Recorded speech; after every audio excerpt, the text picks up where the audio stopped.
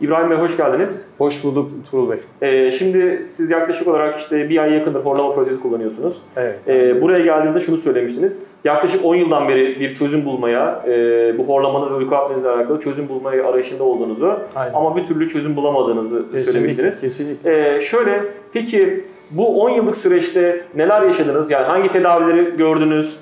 Nelerle uğraştınız ya da neler başarısız oldu? Bunları bir kısa bir şekilde toparlayabilir misiniz? Cerrahi müdahale de oldum. Aha.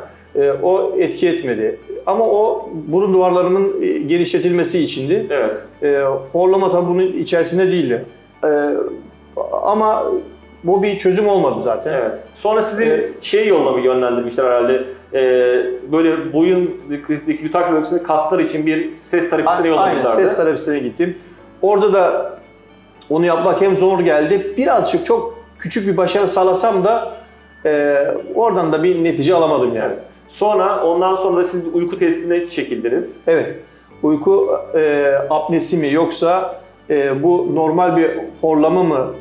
Onun testi yapıldı.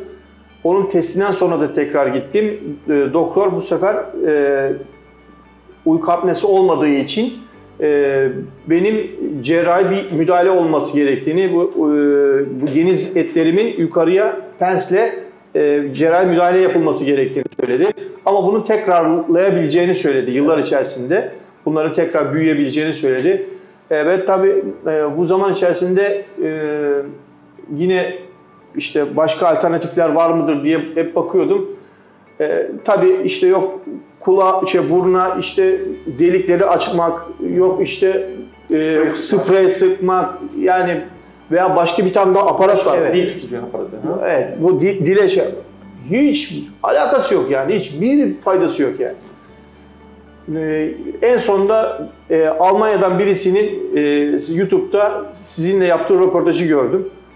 Ya dedim ki hani insanlar Almanya'dan ya geliyorlarsa acaba bu doğru mu yoksa bu bir hani hakikaten bir tezgah mı yani? Evet, inanamadım. Nasıl olsa dedim benim evim yakın.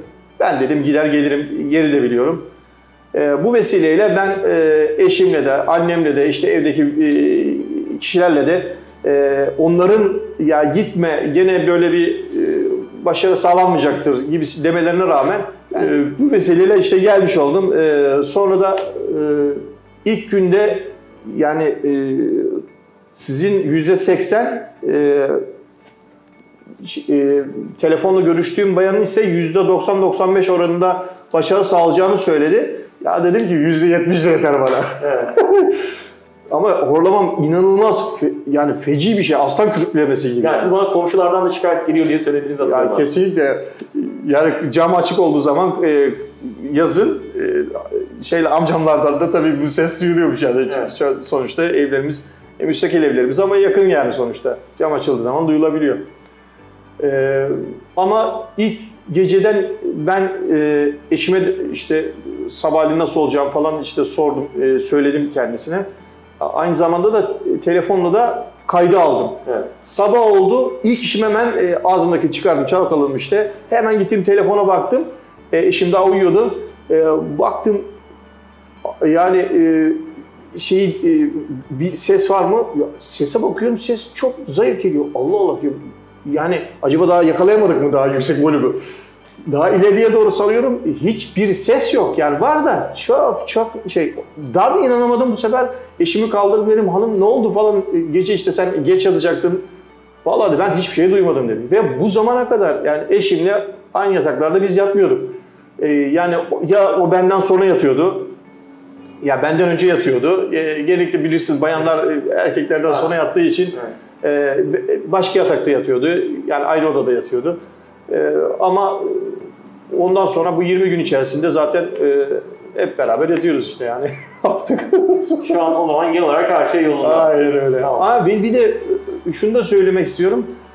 Bende yüksek tansiyon başladı artık.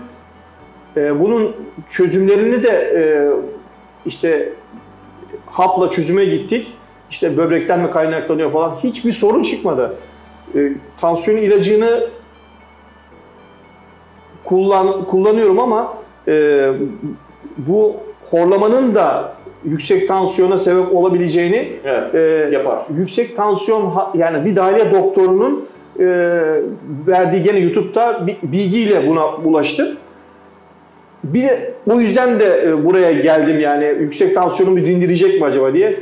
Bu 20 gün içerisinde yüksek tansiyonu mesela sabahları ölçtüğümde yüksek tansiyonum 18-19 çıkıyordu. İlaç kullandığım halde sabah ve akşam ilaç kullandığım halde yüksek çıkıyordu. Şimdi elhamdülillah hepsi 11, 12, 9, 9'lara kadar bile düştüğünü gördüm yani yani büyük tansiyonum ki benim 19-20'yi buluyordu yani. Bu hastalık oksijen seviyesizliğine neden olduğu için o yüzden tansiyon yapar.